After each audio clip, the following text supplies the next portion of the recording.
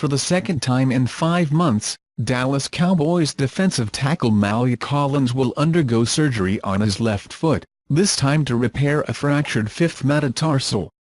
Collins suffered the injury during training at the Star on Thursday with the Cowboys in the second phase of the off-season program. Collins was scheduled to be operated, and could be ready in the middle of training camp with an eye on the opening game of the September 10 season against the Carolina Panthers.